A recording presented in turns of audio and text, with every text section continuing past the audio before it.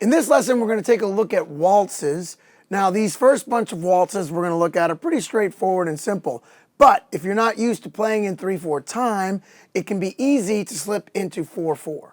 Most drummers are usually comfortable playing in 4, but they may not have a lot of experience playing in 3, so it may take a minute to get used to playing in 3.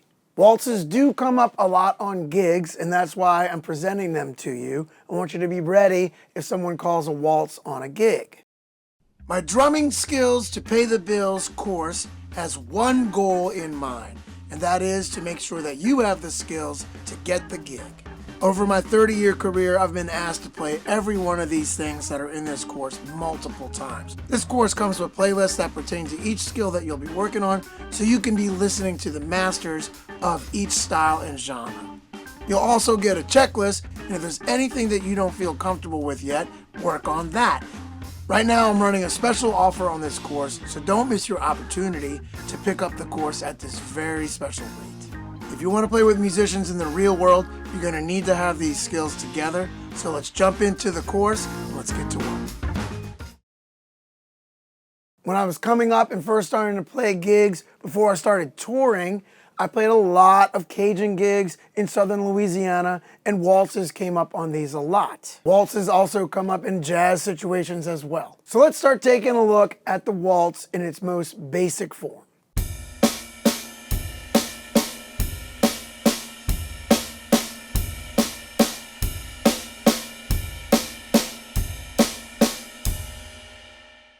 Now we're going to add the hi-hat to that on beats 2 and 3.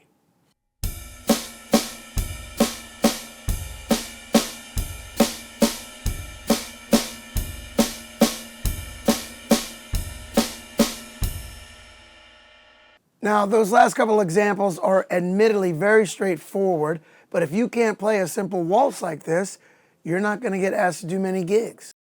So since that can sound a little bit stiff, we're going to add a skip beat on beat 2.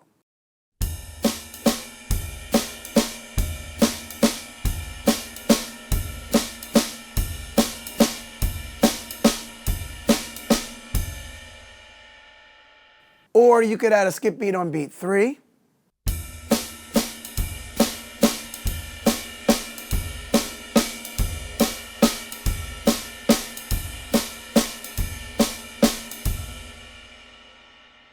In this next example, we'll play a skip beat on beat 3 on the ride in the first measure.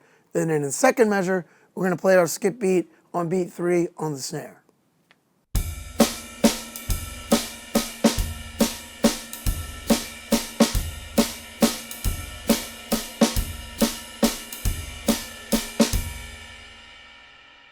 Of course, you could play skip beats on beats 2 and 3.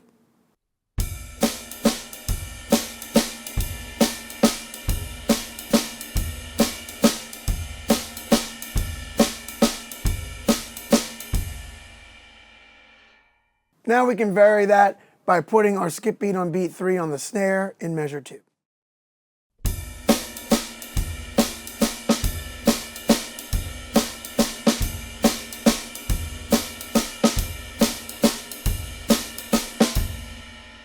Even though some of these waltzes are pretty straightforward, I definitely paid a lot of bills when I was younger playing Cajun and Zydeco gigs in southern Louisiana. And if you can't play a waltz comfortably and keep it pretty straightforward and simple without going all over the place with variations, you're not going to get hired for these types of gigs. Playing those types of gigs gave me a lot of experience and a lot of confidence in playing other gigs. So it's important to be able to play these simple, straightforward waltzes. Now we can add some bass drum variations. We're going to put a skip beat on the let of beat 3 in the second measure.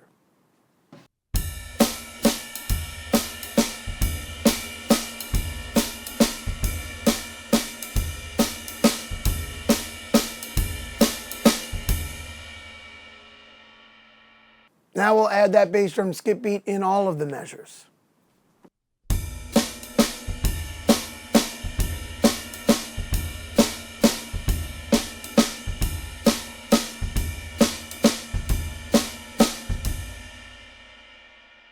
You could also add a buzzed or diddled skip beat on the snare drum.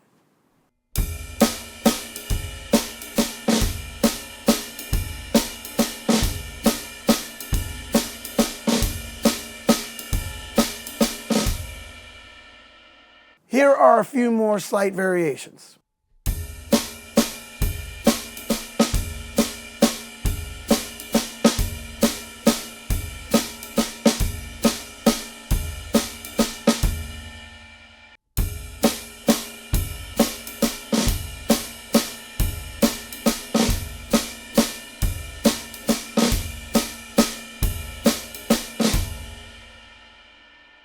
These are just a few examples to get us started. I could go on with variations for days, but work on these and try to come up with some of your own variations as well. Now we can start to lighten things up a little bit. Waltzes are very common in jazz situations, so we're going to start to remove that backbeat on 2 and 3 on the snare drum, and then we'll play a skip beat on beat 2, and then the 1 on the bass drum is optional. Elvin Jones was a master of playing waltzes, and he would really stretch the time and play 2 against 3 a lot, and that feel is really, really fun to play with. We can get into some of that later, but right now let's just start with a very straightforward jazz waltz.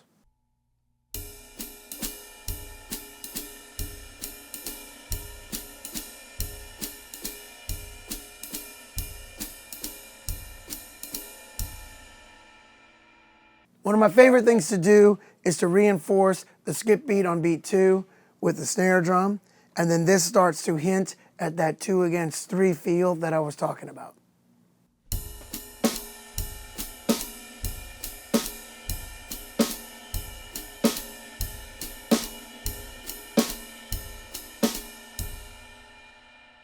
We could add in a skip beat on the snare on the let of beat 3.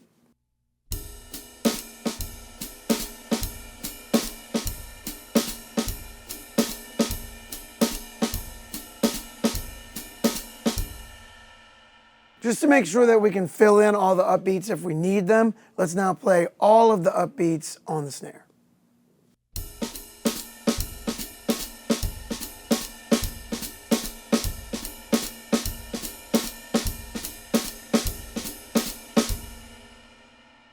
Now let's land a snare note on beat 3.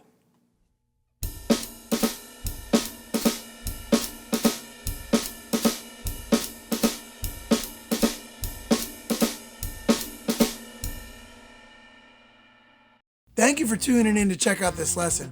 Keep in mind that this is just an abbreviated version, and the full-length version of this lesson, along with the full PDF and all of that, is available inside of my online drum school, Stanton Moore Drum Academy.